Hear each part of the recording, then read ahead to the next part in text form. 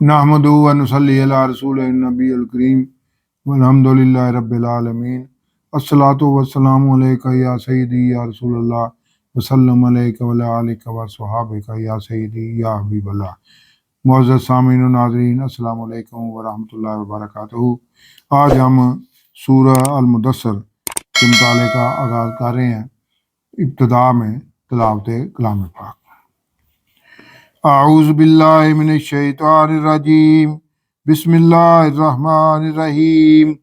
یا ایھا المدثر قم فانذر وربک فکبر وثیابک فطہر والرجز فاہجر ولا تمنن تستکثر ولربک فاصبر فاذا نقر فی النقور فذلک یومئذ یوم عسیر علی الکافرین غیر یسیر ذرنی ومن خلقت وحیدا وجعلت لہ مالا ممدودا۔ صدق اللہ العظیم۔ اب سورہ المدثر کا مختصر سا جائزہ۔ سورہ المدثر مکی و مدنی صورتوں کے 7ویں گروپ کی 8ویں مکی صورت ہے۔ اس میں 56 آیات اور 2 رکوع ہیں، جو 29ویں پارے کے 15ویں رکوع سے 16ویں رکوع تک ہے۔ جیسا کہ اس سے پہلی صورت مزمل میں حضور اکرم صلی اللہ علیہ وسلم کو رسالت کے فرائض ادا کرنے کے لیے آپ صلی اللہ علیہ وسلم کی پیشگی تربیت کی گئی ہے، جبکہ اس صورت میں حضور اکرم صلی اللہ علیہ وسلم کو پوری طاقت، دلجمی اور استقامت کے ساتھ لوگوں کو دعوت دین دینے کا کہا جا رہا ہے کہ نہ صرف آپ صلی اللہ علیہ وسلم اعلان اپنی رسالت کا دعویٰ کریں، بلکہ کھل کر سب کو دعوت دین کی بھی تبلیغ کریں۔ اس کے بعد اس صورت میں مشرکین کو قیامت کی ہولناکیوں سے بچنے کے لیے ترغیب دی گئی ہے اور تلقین بھی کی گئی ہے، جس میں ولید بن مغیرہ جیسے کافر کو دھمکی دے کر خبردار کیا گیا ہے کہ جو قرآن سے عناد، تکبر اور سرداری کے چھن جانے کے خوف سے دین کی دعوت کو تسلیم نہیں کر رہا تو کیا وہ اپنے انجام بد سے بچ جائے گا۔ اس صورت میں جہنم کے داخلے کے اسباب کو جنتیوں اور جہنمیوں کی ایک گفتگو کے ذریعے بیان کیا گیا ہے کہ ہر انسان کا انجام اس کے اعمال کے مطابق ہوگا اور وہاں رشوت اور سفارش نہیں چلے گی۔ قرآن سے پہلو طئی کرنے والوں کی مثال دے کر بتایا گیا ہے کہ یہ کفار قرآن سن کر ایسے بھاگتے ہیں جیسے شیر کی آواز سن کر گدھا بھاگتا ہے، جبکہ قرآن کریم ہر انسان کو نصیحت فراہم کرتا ہے جو اس سے نصیحت حاصل کرنا چاہتا ہے۔ اگر تم نے اپنی اصلاح چاہی تو اللہ کی مرضی تمہارے ساتھ ہوگی۔ اللہ ہی کا حق ہے کہ اس سے ڈرا جائے اور اسی سے مغفرت طلب کی جائے۔ یہ اس صورت کا مختصر سا جائزہ تھا۔ اب سورہ المدثر کی تفسیر النور۔ اللہ رب العزت کا ارشاد گرامی ہے، اے نبی صلی اللہ علیہ وآلہ وسلم، لحاف اوڑھنے والے۔ اور مدثر کا میری نظر میں ایک اور معنی بھی ہے، اے نبی خزاں زدہ معاشرے میں بہار لانے والے۔ اے اللہ کے نبی صلی اللہ علیہ وسلم، جب آپ صلی اللہ علیہ وسلم کو نبوت اور رسالت عطا کر دی گئی ہے تو دبک کر لیٹنے کی کیا ضرورت ہے، اور نہ ہی کسی فطری فکر اندیشے کی ضرورت ہے، کیونکہ آپ کی وجہ سے تو امید کی نئی کونپلیں پھوٹنی ہے۔ اس لیے آپ صلی اللہ علیہ وسلم کھڑے ہو جائیں، یعنی ہر قسم کے اندیشوں سے بے نیاز ہو کر کمر بستہ ہو جائیں اور لوگوں کو خبردار کریں کہ اللہ نے مجھے رسول بنا کر مبعوث کیا ہے اور مجھے اللہ نے کہا ہے کہ میں تم سب کو قیامت کے برے انجام سے بچنے کے لیے اللہ کے احکامات پہنچاؤں، اور اپنے رب ہی کی بڑائی بولو تاکہ ہر انسان اپنے رب کی حاکمیت اعلیٰ عملی طور پر تسلیم کر لے اور اللہ کے احکامات سے سرکشی نہ کرے، اور اپنے کپڑے پاک رکھو، یعنی باطنی طہارت کے ساتھ ظاہری طہارت بھی یقینی بناؤ، اور ہر قسم کی ناپاکی سے دور رہو، یعنی اپنے کردار میں بھی پاکیزگی کا اظہار کرو، اور زیادہ لینے کے لیے کسی پر احسان نہ کرو، یعنی کسی دوسرے سے احسان کے بدلے کی توقع نہ رکھو، یا یہ بھی کہ دعوت کے لیے کی گئی جہد مسلسل کو کسی شک کا شکار ہو کر ختم نہ کرنا کہ مشرکین پر تو دین کی اس دعوت کا اثر ہی نہیں ہو رہا، तो इनको तबलीग करने का क्या फ़ायदा, और अपने रब के लिए सब्र करो, वही यानी मुश्किलात की परवाह किए बगैर तबलीग का काम सब्र व इस्तिकामत से जारी रखो। फिर जब सूर फूंका जाएगा तो वो बहुत सख्त दिन होगा जो काफरों पर आसान नहीं होगा, यानी काफर इस दिन इंतहाई करब का शिकार होंगे। आप सल्लल्लाहु अलैहि वसल्लम इसको मुझ पर छोड़ दें जिसे मैंने अकेला पैदा किया है, यानी वो अपने साथ कोई माल और दौलत देकर दुनिया में नहीं भेजा गया।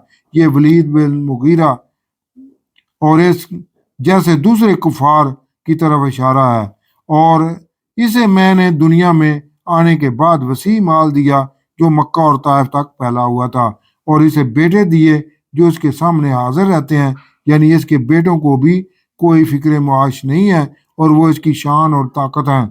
और मैंने इसे तरह तरह का बिछोना दिया, यानी इसे सामान तयश भी दिया, फिर भी वो तमा करता है कि इसे मजीद दूं। हरगिज़ नहीं, वो तो मेरी आयात से अनाज रखता है, यानी कुरान और रसूलुल्लाह सल्लल्लाहु अलैहि वसल्लम को सच्चा जानने के बावजूद सरदारी छिन जाने के खौफ से ईमान कबूल नहीं कर रहा। उल्टा कुरान और रसूलुल्लाह सल्लल्लाहु अलैहि वसल्लम जो मेरी आयात हैं इनकी मुखालफत कर रहा है। मैं जल्द ही इसे एक बड़ी चढ़ाई चढ़ाऊंगा। इसने इन्हीं आयात के बारे में गौर किया और वो समझ गया कि हजूर अकरम सल्लल्लाहु अलैहि वसल्लम और कुरान अल्लाह ही की तरफ से हैं और इनका हर पैगाम सच्चा है, बस वो हलाक हो जाए। इसने समझ आ जाने के बाद ईमान न लाने की कैसी ठान ली, फिर हलाक हो जाए कि इसने कैसी ठान ली। फिर इसने देखा, यानी ईमान लाने या ना लाने का दोबारा सोचा, फिर त्योरी चढ़ाई और मुंह बिगाड़ा, फिर पीठ फेरी और तकबर किया। फिर वो बोला कि ये दावत तो जादू है जो पहले से चला आ रहा है। वलीद बिन मुगीरा दौलत का रसिया था। इसे महसूस हुआ कि अगर वो इस्लाम कबूल कर लेगा तो इसका माल और दौलत और सरदारी सब जाती रहेगी। इसलिए वो हजूर अकरम सल्लल्लाहु अलैहि वसल्लम पर तानो तशनी की बजाय कोई दरमियानी ऐसा रास्ता निकालना इख्तियार करने का कहता रहता था जो कुफार और अहले ईमान के लिए काबिल कबूल हो, और कहा यह कुरान नहीं मगर एक बशर का कलाम। जल्द ही मैं इसे सकर यानी जहन्नम में दंसाऊंगा, और तुम्हें क्या मालूम कि सकर क्या है। वो ना छोड़ेगी ना ही बाकी रखेगी, यानी इसकी सारी सरदारी भस्म हो जाएगी। आदमी की खाल झुलस देती है, इस पर 19 दारोगे मुकर्रर हैं, यानी दोजख में 19 तरह के दोजियों को डाला जाएगा, और जिसने जो गुनाह किया होगा मुतलका दरोगा इसे पकड़कर दोजख के इसके लिए मुख्तस हिस्से में डाल देगा। मेरे ख्याल में वो 19 जहन्नमी ग्रोह ये बड़े गुनाह करने वाले होंगे। 5 दारोगे ईमानियात पर, यानी तौहीद से इनकारी, रसालत से इनकारी, क़यामत से इनकारी, इलामी किताबों से इनकारी और फरिश्तों के इनकारी। 7 दारोगे इंसान के अज़ा के गुनाहों पर, यानी आँख पर, कान पर, जुबान पर, खुराक पर, शर्मगाहों पर, हाथों पर और पाँव पर। जबकि 4 दारोगे मगजूब और गुमराहों पर, यानी आतिश परस्तों पर, सतारा परस्तों पर, यहूदियों पर और नसारा पर। और 2 दारोगे हकूकुल अबाद पर, यानी जुल्म पर और वालदैन और असातिज़ा के गुस्ताखीन पर। और 1 दारोगा मालिक इन सब 18 दारोगों का इंचार्ज होगा। या ये भी हो सकता है कि इंसानी अज़ा पर दुनिया में 7 फरिश्ते और 2 मुनकर और नकीर, और क़यामत के दिन दोज़ख के 7 दरवाज़ों पर 7 दरोगे और 2 दारोगे जहन्नमी को पकड़कर ले जाने वाले, और 1 फरिश्ता मालिक दोज़ख का इंचार्ज। इसी 19 के अदद के बारे में इब्तिदा में बिस्मिल्लाह के उन्वान के तहत वीडियो भी मुलाजा करें, उसमें ज़्यादा तफसील है। वल्लाहु आलमु बिस्सवाब। और हमने जहन्नम पर मुकर्रर नहीं किए मगर फरिश्ते, और हमने इनकी ये गिनती नहीं रखी मगर काफरों की जांच के लिए, ताकि जिन्हें किताब दी गई थी उन्हें यकीन आ जाए, क्योंकि तौरात में भी जहन्नम के 19 दारोगों का ही जिक्र था, कि वो जान जाएं कि कुरान भी दारोगों की तादाद 19 ही बता रहा है, जो इसके सच्चे होने की वाज़ेह दलील है, और अहले ईमान के ईमान में इजाफा हो कि अल्लाह का यही पैगाम हक शुरू से चला आ रहा है, क्योंकि कुरान भी तौरात की तस्दीक करता है, और ताकि अहले किताब और अहले ईमान में कोई शक ना रहे, और ताकि وہ جن کے دلوں میں روگ ہے یعنی منافقین ہے، اور کفار بھی کہ اس تعداد بتانے سے اللہ کی کیا مراد ہے، یعنی منافقین اور کفار اپنی بے تکی باتیں کرتے رہ جائیں کہ جہنم کے دروغوں کی تعداد بتانے کا کیا مقصد ہے، اور یوں ہی اللہ گمراہ کرتا ہے جسے چاہے اور ہدایت دیتا ہے جسے چاہے، یعنی ایک آیت سے ہی کوئی ہدایت حاصل کر لیتا ہے اور کوئی گمراہ ہو جاتا ہے۔ ہدایت تو اسے ہی ملے گی جو ایمان میں رہتے ہوئے اللہ کی آیات پر مثبت طریقے سے غور کرے، نہ کہ اس کے خلاف معاذرائی شروع کر دے۔ اور آپ صلی اللہ علیہ وسلم کے رب کے لشکروں کو اس کے سوا کوئی نہیں جانتا، اور یہ آیات انسانوں کی نصیحت کے لیے ہیں۔ ہاں ہاں، چاند کی قسم اور قسم ہے رات کی جب وہ پیٹ پھیرے، جب رات ختم ہو رہی ہو اس کی قسم، اور قسم ہے صبح کی جب وہ روشن ہو جائے، چاشت کا وقت جب زندگی کا کاروبار عروج پر ہوتا ہے اس کی قسم۔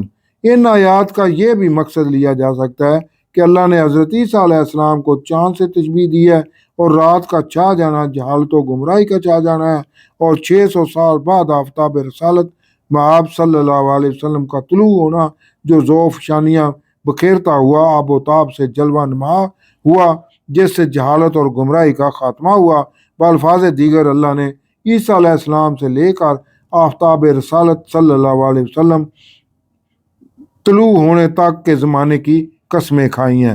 بے شک یہ حضور صلی اللہ علیہ وسلم کا ظہور بڑی باتوں یعنی زمین و آسمان کی تخلیق کی طرح میں سے ایک بڑی بات ہے، ان انسانوں کو خبردار کرنے کے لیے جو تم میں سے چاہے آگے بڑھے یا پیچھے رہے، یعنی ایمان میں پیش قدمی کرنے والوں کو خوشخبری ہے اور ایمان سے پیچھے رہ جانے والوں کو عذاب کی دھمکی ہے۔ ہر جان اپنے اعمال میں گروی ہے، یعنی قیامت کے دن اسے اپنے کیے کی سزا دی جائے گی، مگر دائیں طرف والے جنہیں نامہ اعمال دائیں ہاتھ میں دیا جائے گا وہ جنتوں میں مجرموں سے پوچھتے ہوں گے کہ تمہیں کون سی بات دوزخ میں لے گئی ہے۔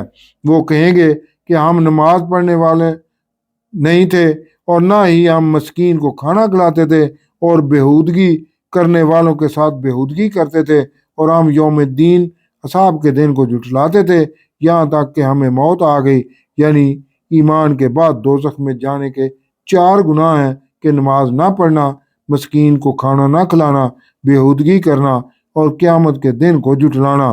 تو اب انہیں کوئی سفارش کرنے والوں کی سفارش فائدہ نہ دے گی، تو انہیں کیا ہو گیا ہے کہ قرآن کی واضح نصیحت سے روگردانی کر رہے ہیں، جیسے وہ بدکے ہوئے گدھے ہوں جو شیر سے ڈر کر بھاگ رہے ہوں۔ یعنی کفار حضور اکرم صلی اللہ علیہ وسلم کی واضح تبلیغ سے ایسے بھاگ رہے ہیں جیسے جنگل میں شیر کی آواز سن کر خوف کا مارا گدھا بھاگ پڑتا ہے، بلکہ ان کفار میں سے ہر شخص چاہتا ہے کہ کھلے صحیفے اس کو پکڑا دیے جائیں۔ ہرگز نہیں، انہیں ایسا کچھ نہیں دیا جائے گا، بلکہ انہیں تو آخرت کا ہی خوف نہیں۔